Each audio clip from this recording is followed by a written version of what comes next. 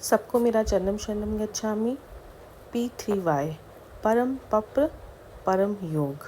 P3Y क्या है? ये जो आप सामने देख रहे हैं ये है परम जी, और परम जी ने ही ये P3Y की विद्या 14 जनवरी 1950 में दी थी। ये P3Y क्या है? P3Y है 11 वाक्यों की विद्या। ये मैंने पिछले वीडियो में भी आपको बताया है। अब मैं आपको आज ये बताऊंगी कि आप P3Y से अपने व्यापार में कैसे लाभ ले सकते हैं। P3Y के 11 वाक्यों से अपने जीवन के हर क्षेत्र में लाभ लिया जा सकता है। आप अपनी छोटी सी छोटी इच्छा बड़ी सी बड़ी इच्छा पूरी कर सकते हैं। आप अपने व्यापार में, अपनी नौकरी में, अपने रोग निवारण के लिए, अपनी अनुकूलता के लिए, मानसिक शांति के लिए आप हर जगह P3Y से लाभ ले सकते हैं। लेकिन आज मैं बात करूंगी व्यापार के लिए। मान लो किसी की शॉप है, तो हम किसी की शॉप है, किसी का रेस्टोरेंट है, किसी का होटल है, मतलब कोई भी व्यापार है, तो आप व्यापार के लिए कैसे मांगेंगे। आज मैं आपको एग्जांपल देके बता रही हूँ। मान लो जैसे आपका होटल है, तो आप कैसे परम जी से मांगेंगे।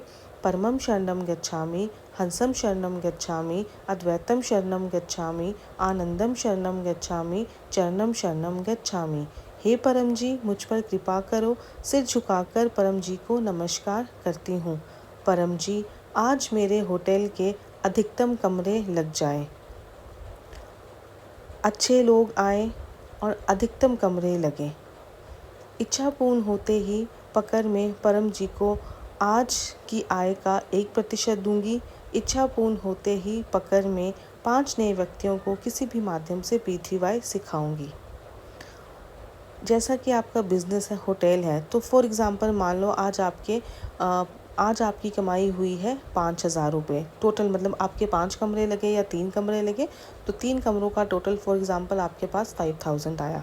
तो आपको 5,000 का 1% आपको परम जी के लिए निकालना है। तो 5,000 का 1% हो गया 50 रुपीज़, वो आपने परम जी के लिए निकाल के रखना है। परम जी के अब इसका मतलब ये नहीं है कि आप मान लो कभी कभी होता है कि कमरे नहीं लगे, जिस दिन कमरे नहीं लगेंगे उस दिन आपको परम जी को नहीं देना। लेकिन हाँ, बिज़नेस में आपको रोज़ 1% परम जी को देना होता है। जैसे मान लो किसी की शॉप है, किसी का रेस्टोरेंट है, तो वो परम जी से 9वीं लाइन ऐसे मांगेगा। परम जी, आज मेरी दुकान में अधिकतम ग्राहक आए, मेरा अधिकतम सामान बिक जाए।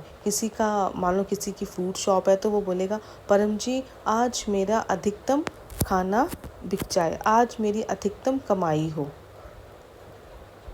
तो ऐसे ही आप व्यापार में लाभ ले सकते हैं। और अगर आपको P3Y सीखना है, क्योंकि P3Y में सीखने के लिए बहुत कुछ है, इसलिए खुद भी लाभ लीजिए, दूसरों को भी लाभ दिलवाइए।